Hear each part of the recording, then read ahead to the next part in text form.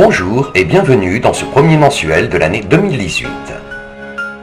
Pour commencer cette année, nous allons relater quelques événements qui se sont passés au mois de janvier. Durant les fêtes de fin d'année, de nombreux particuliers ont décoré leurs devantures et leurs façades de maisons. Pour la troisième année consécutive, un concours était organisé par la municipalité pour encourager les habitants à mettre leur ville en lumière. Le samedi, vers 11h, dans la salle des mariages, c'était l'heure des récompenses.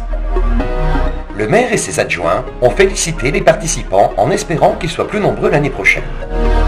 Cette année, ils étaient 20 à participer à ce concours.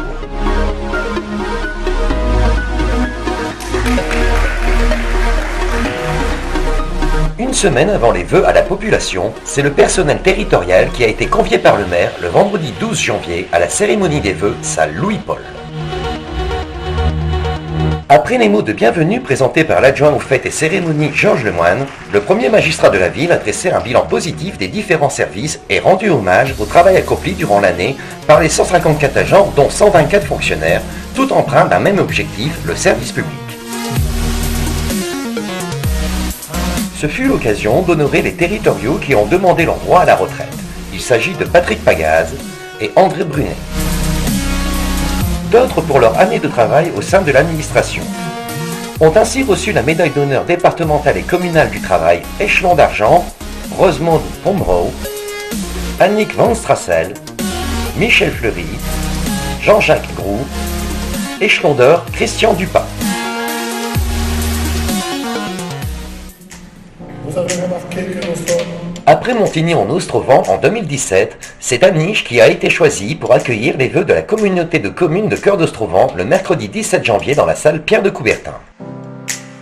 Le maire, Marc Aimé, a prononcé un discours de bienvenue avant de laisser Frédéric Delannoy, président de la CCCO, développer le bilan de la communauté de communes dans différents domaines d'activité.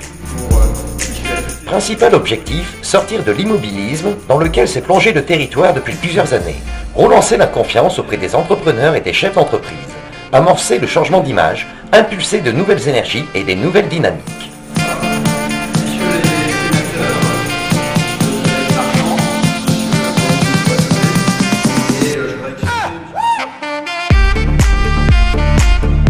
Le maire Marc Aimé a formulé ses vœux aux Anichois le samedi 20 janvier dans une salle Pierre de Coubertin pleine à craquer.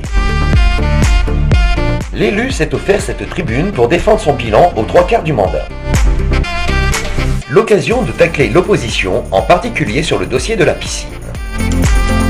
Il reste 2 ans de mandat, dit-il dans son discours, pour poursuivre notre mission au service des Anichois, poursuivre le développement de notre commune, lui donner une place, un rang au sein de la communauté de communes et de l'arrondissement, maintenir le service public, c'est-à-dire le service rendu, rendre service, être au service. Tous ensemble, on continue, on ne s'arrête pas, on tient nos promesses. Après quelques comptes rendus sur les activités d'Aniche, les célébrations ou encore les travaux, un vidéorama a été projeté au public relatant l'année 2017. Cette manifestation s'est terminée en musique avec un orchestre de jazz.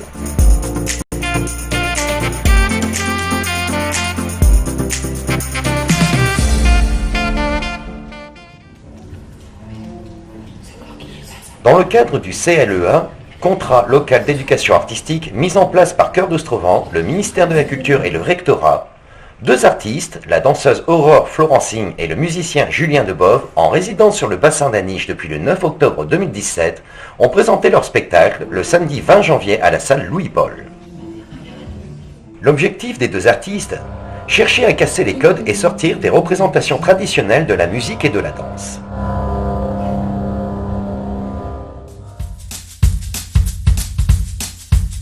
La grande famille du SCA était rassemblée le dimanche 21 mars au soir pour partager la galette des rois en présence du maire et de nombreux élus. Le président, Patrick Bazinski, a rappelé le bilan sportif, soulignant que 2017 n'était pas un millésime exceptionnel, mais que l'on peut dire que les résultats et performances sont restés stables et corrects dans l'ensemble. L'année 2018 sera l'année des défis à relever, en particulier pour les 2 équipes seniors. Il s'est félicité de l'arrivée de nouveaux sponsors. Le club en compte désormais 25. Le maire a annoncé le timing des travaux du terrain synthétique qui débuteront prochainement avec l'inauguration prévue le 23 juin à l'occasion des fêtes de Copières. Cette cérémonie a été l'occasion de mettre 2 personnes à l'honneur en leur offrant des cadeaux. Il s'agit de David Devraine et Alain Placard.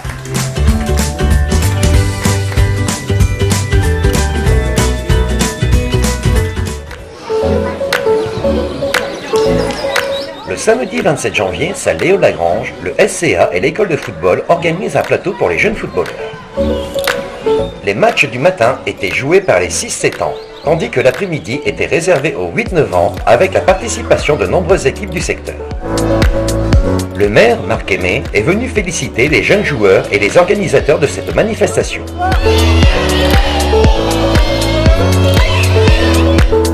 Le samedi 27 janvier, vers 11h, au garage Boivin, s'est déroulée la remise de clés de la Renault Twingo au vainqueur de la tombola organisée par l'UCA, partenaire avec la municipalité lors du marché de Noël qui s'est déroulé en début décembre.